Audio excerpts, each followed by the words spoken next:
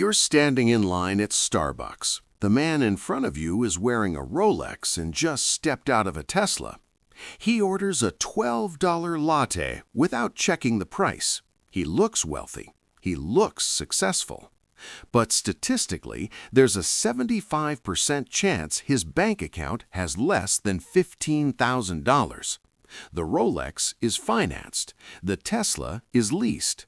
The confidence is borrowed.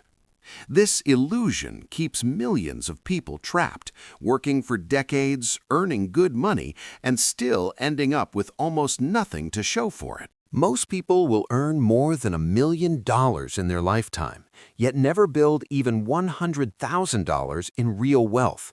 That sounds crazy, but it happens every day.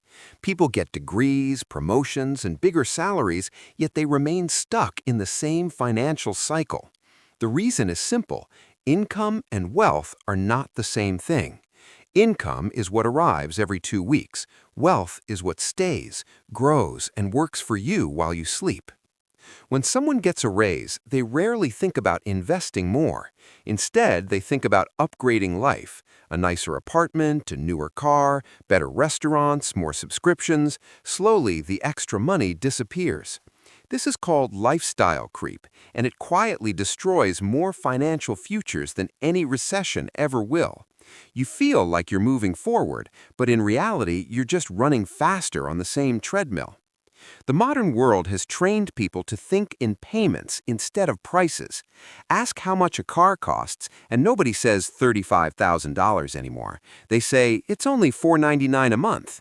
That single sentence has kept generations broke. Instead of asking, can I afford this, people ask, can I afford the payment? And almost everything becomes affordable when you stretch it over years with interest. So life turns into a long list of monthly obligations: rent, car payments, phone bills, credit cards, subscriptions, buy now, pay later plans. Your future income is already promised to someone else before you even earn it. You don't own your lifestyle, you rent it from banks. Meanwhile, real wealth follows completely different rules.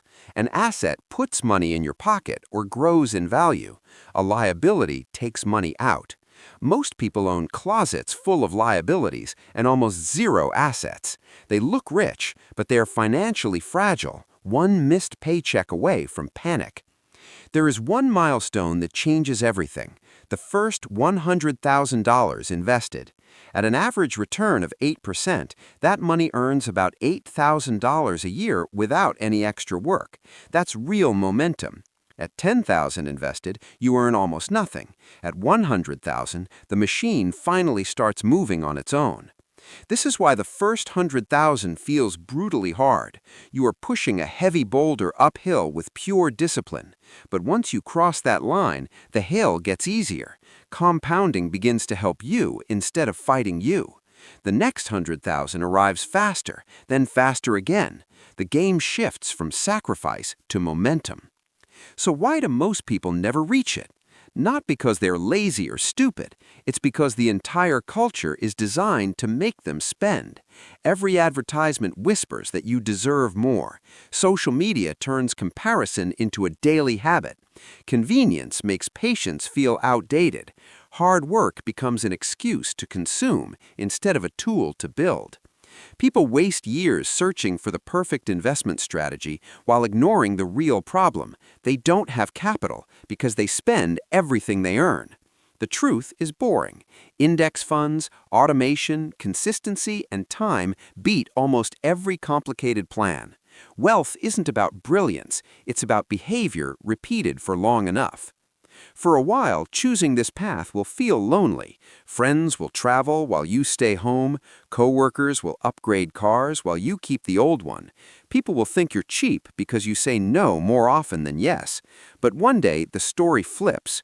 Your money starts growing faster than your effort. Your investments begin earning more than a second job ever could. That's the moment most people never experience, when freedom becomes louder than appearances. The man with the Rolex at Starbucks isn't winning. He's performing for strangers. The real winner is invisible, living below his means, quietly buying back his future.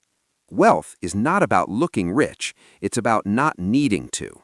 And the first $100,000 isn't just a number, it's proof that you escaped the trap and chose a different ending.